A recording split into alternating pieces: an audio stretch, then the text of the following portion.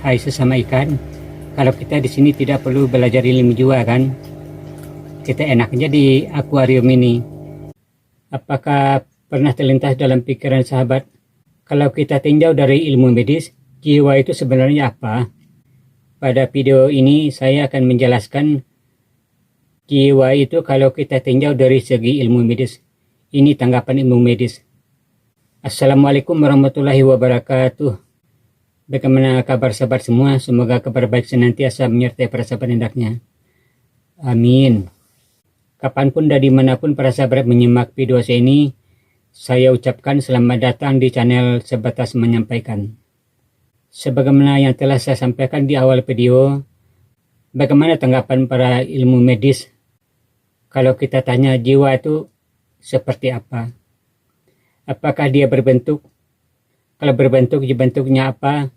Kalau dia panjangnya berapa? Kalau beratnya berapa? Kalau dia punya posisi atau letaknya ada di mana?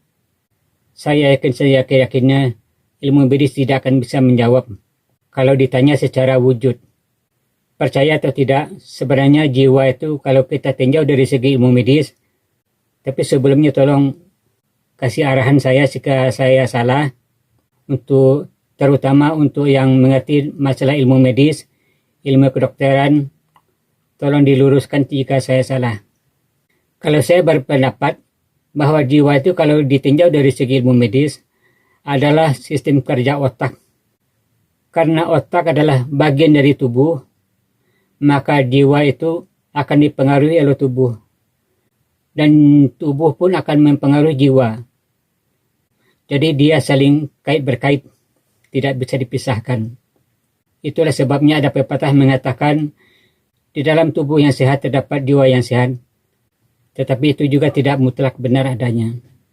Sekarang saya menjelaskan sedikit. Sebenarnya jiwa itu dalam segi medis, sebagaimana yang telah saya sampaikan tadi, adalah sistem kerja otak. Dalam sistem kerja otak kita itu, kita bisa berkeinginan, kita bisa berkehendak, kita bisa emosi, kita bisa punya kesadaran. Timbul tanda tanya. Sebenarnya kesadaran itu bentuknya apa? Letaknya di mana? Sampai sekarang ilmuwan tidak bisa menjawab. Para filsafat tidak bisa menjawab sampai sekarang. Paling-paling jawabannya hanyalah mungkin, diperkirakan, tidak ada kata pasti. Bagaimana para sahabat? Apakah para sahabat sudah bisa mengerti untuk tahap pertama ini?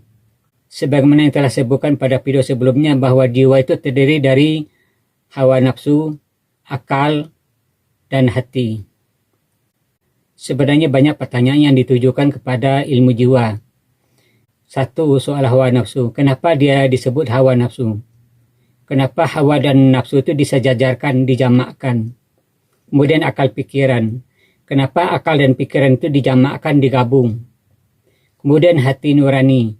Kenapa hati dan nurani itu dijamakkan atau digabung?